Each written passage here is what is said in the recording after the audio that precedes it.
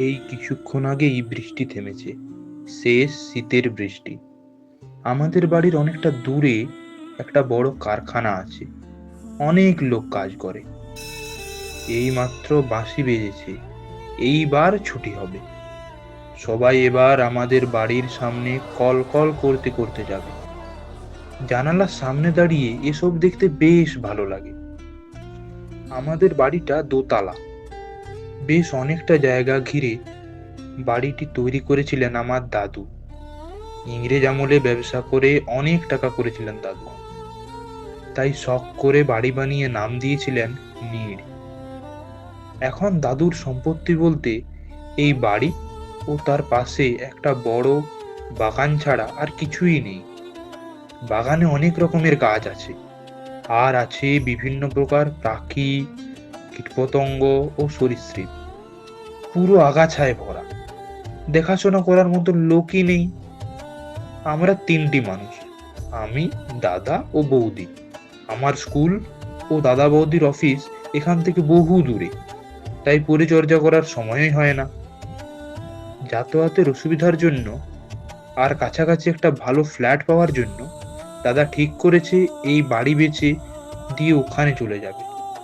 আমার এই জিনিসটা একদম পছন্দ নয়। আমরা তিনটি মাত্র মানুষ, বাড়ি বেচার প্রয়োজন কি? এটা ঠিক যে যাতায়াতের অসুবিধা হয়, কিন্তু তা বলে পূর্বপুরুষের এতদিনের বাড়ি এভাবে বেচে দেওয়া কি ঠিক? দাদার ইচ্ছে, এর ওপর তো আর কিছু বলার নেই। বাড়িটা একজন প্রমোটার কিনবে শুনেছি, এখানে অনেক বড় কমপ্লেক্স বানাবে। অবশ্য আমরা দুটো ফ্ল্যাট পাবো, সাথে নগদও। কিন্তু বাড়িটা ছেড়ে চলে যেতেই হবে। বাড়িটার ওপর কেমন মায়া জড়িয়ে গেছে, প্রত্যেক দেওয়ালে আত্মীয়তার স্পর্শ। বাবা মা নেই, মারা গেছেন, তবুও এই বাড়িটার মধ্যেই যেন তাদের উপস্থিতি অনুভব করতে পারি প্রতি মুহূর্তে। এই বাড়ি ছেড়ে ফ্ল্যাটে গিয়ে কি তাদের আর পাবো? কিন্তু দাদাকে বোঝাবে কে? তিনি গোঁ ধরে বসে আছেন, বাড়ি বেচবে নেই। কারো সাহস নেই কিছু বলতে যাওয়ার। আজ অনেক দিন পরে আবার বাগানে ঢুকলাম। আগাছা সরিয়ে সরিয়ে বাগানটাকে ঘুরে ঘুরে দেখছি। আর এক দুদিন পর তো এটাও কাটা পড়ে যাবে, একটা গাছও আর থাকবে না। ভেবেছি কি, এর যে এত প্রাণী, এরা যাবে কোথায়? এদের আশ্রয় ছাড়া করাটা কি ঠিক? বাগানের মাঝে একটা পুকুর আছে, তার ভাঙা চাতালে গিয়ে বসলাম। পুকুরটা অর্ধেক পানায় ভরা, তার মধ্যে কিছু ছোট ছোট মাছ কিলবিল করে বেড়াচ্ছে।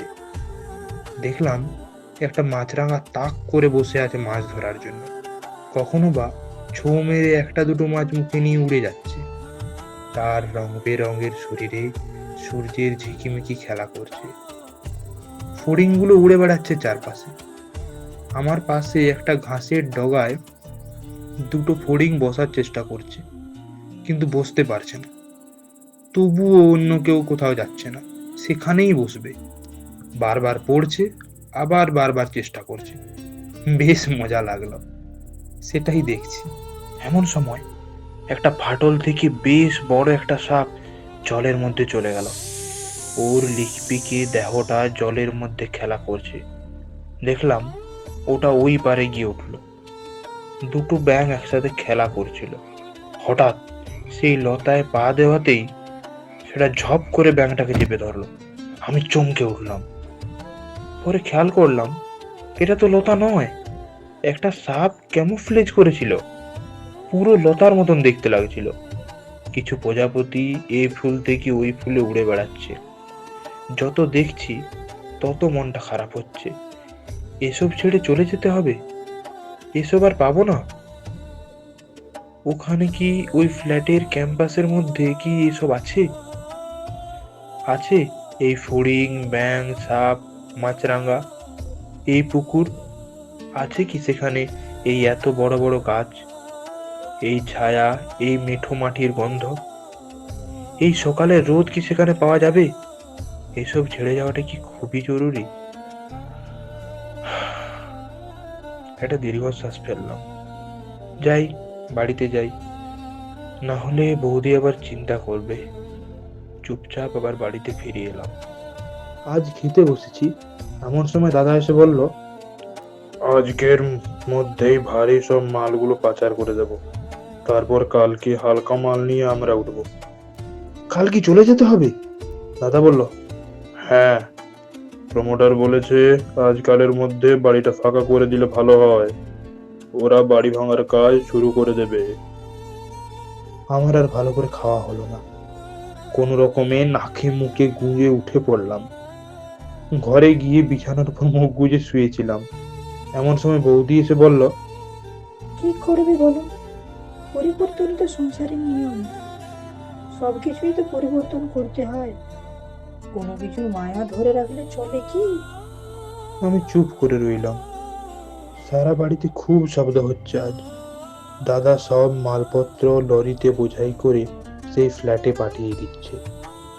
সন্ধ্যের সময় সারা বাড়ি ফাঁকা হয়ে গেল। ঘরে আওয়াজ করলে তার প্রতিধ্বনি হচ্ছে। তাড়াতাড়ি খেয়ে শুয়ে পড়া গেল। আমি এপাশ ওপাশ করছি, কিছুতেই ঘুম আসছে না। বিছানা থেকে উঠে ছাদে গেলাম। পাশের বাগানটায় জোনাকি ঝলমল করছে, ঝিঁঝির ডাক শোনা যাচ্ছে। কোনো রাত পাখি যেন তার নিজের সাথেই কথা বলছে। আমি তারা ভরা আকাশের দিকে তাকালাম। ওখানে কি মা বাবা আছে? ওরা কি ভাবছে? তার ছেলেরা আজ তাদের স্মৃতিকে ভেঙে ফেলছে, তাদের ছেড়ে চলে যাচ্ছে অনেক দূরে। ধীরে ধীরে ছাদ থেকে নেমে এলাম। আজ সকালে ছোটখাটো মালপত্র যা ছিল তা গুছিয়ে গেটে তালা লাগিয়ে আমরা গাড়িতে চেপে বসলাম। প্রমোটারের লোকেরা এলে তারা তালা খুলে ভেতরে যাবে। আজ সকালে দেখলাম দাদা মা বাবার ফটোর সামনে দাঁড়িয়ে আছে, চোখে এক বিন্দু জল। আমাকে দেখে তাড়াতাড়ি চোখ মুছে বলল, এখনো রেডি হসনি? বেরোতে হবে তো। আমি অবাক হয়ে জিজ্ঞেস করেছিলাম, এত তাড়াতাড়ি যাব? কিন্তু একটু পরে গেলেও তো হবে, প্রমোটারের লোক তো আসবে বেলার দিকে, তাহলে এখন থেকে যাওয়ার কি দরকার? দাদা চুপ করে গেল। বুঝতে পারলাম দাদার এই বাড়ি ভাঙাটা সহ্য হবে না, তাই তাড়াতাড়ি যেতে চাইছি। আমরা বেরিয়ে পড়লাম নতুন নিড়ের উদ্দেশ্যে। এরপর অনেক দিন ওই পথে যাইনি। বছর দুই পর ওই রাস্তা দিয়ে যেতে যেতে থমকে দাঁড়ালাম। ওখানে একটা বিরাট কমপ্লেক্স উঠেছে, একটাও গাছ নেই।